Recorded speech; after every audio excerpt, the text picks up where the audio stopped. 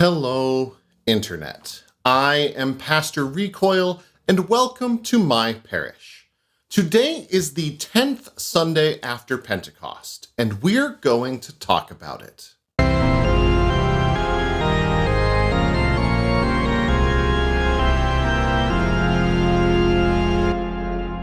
Welcome to Pastor Recoil's Parish, where I talk about some things that you may not have heard about in church, either because it's not quite appropriate for all audiences, or it just isn't something that's easy to talk about in a sermon.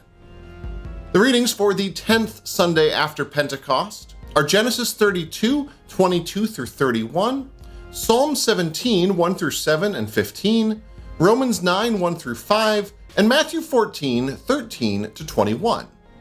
We're going to talk about a big problem in Christianity: anti-Semitism and Supersessionism. I say these two words like they're separate things, but they're really not. I'm sure we're all familiar with what anti-Semitism is: those beliefs, practices, and systems which foster prejudice and discrimination against the Jewish people. Supersessionism is a specific expression of anti-Semitism, and it's the belief that Christians, through the new covenant of Jesus, have superseded Jews as God's favorite people. The reading from Romans today is the beginning of the Apostle Paul's argument in the letter against supersessionism. Now, it's important to admit that this argument, which is actually against supersessionism, has been used as a weapon to justify supersessionism and other anti-Semitic things, and that's a problem.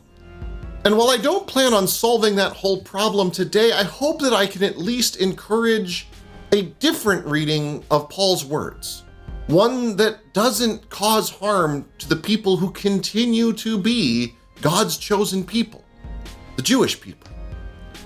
Now, first off, it's important to remember that the situation of the church that Paul is writing to and the situation of Paul himself is different than 21st century America, where I'm speaking to y'all from. For the relationship between Jews and Christians in the 1st century CE, it's vastly different than the one today. Because for much of the 1st century, Christians would probably most accurately be called a sect of Judaism, who claims that this guy Jesus from Nazareth is the Messiah that God has promised. While Gentiles in the 1st century were joining the Christian movement, its leadership was primarily Jewish. The 12 apostles were Jews, James was a Jew, Paul himself is a Jew. He studied under prominent teachers and considered himself a Pharisee. So his words are those of an insider commenting on a group that he is mostly still a part of. And the whole question that Paul is dealing with, especially having just written in chapter 8 that nothing can separate us from the love of God in Christ Jesus, is, are Jews who don't follow Jesus outside of God's love? Now, the answer he comes to is an unequivocal and enthusiastic no, but he takes a little while to set up his argument. He says, of his own people, they're Israelites, and to them belong the adoption, the glory, the covenants, the giving of the law, the worship, and the promises. To them belong the patriarchs, and from them, according to the flesh, comes the Christ. Paul then continues, basically countering arguments that people might use against him to make this point.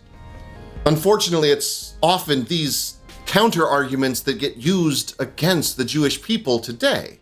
But Paul makes his final point incredibly clearly in chapter 11. I ask then, has God rejected his people? By no means. I myself, this is Paul talking again, am an Israelite, a descendant of Abraham, a member of the tribe of Benjamin. God has not rejected his people whom he foreknew.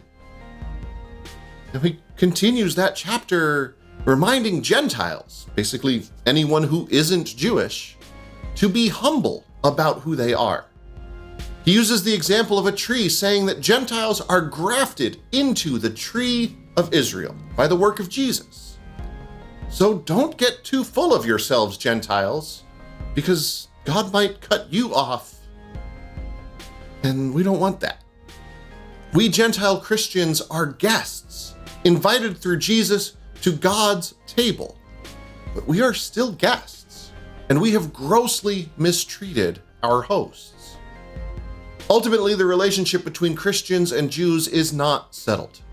But there are resources for Christians seeking to learn just how much anti-Semitism has been baked into Christianity over the centuries. I'll throw a link to 2 resources that I particularly like and use in the description: the Bible With and Without Jesus and the Jewish Annotated New Testament. And I don't think I have everything right here. I'm still learning how to avoid anti-Semitism in my preaching and teaching, but we Christians must do better. All of God's promises to Israel are just as valid, if not more so, than the promises that God has made to us Gentiles. And when it really comes down to it, as with so very many things, we must seek to love our Jewish neighbors as we love ourselves, and strive to love our Jewish neighbors as God has loved us, because God first loved them. So if you want to see more content like this, check out the links to my right, or click the logo below my face to subscribe so you'll know when my next video comes out. Thank you for watching, and take the time this week to love your neighbor as yourself, especially if you don't like them all that much.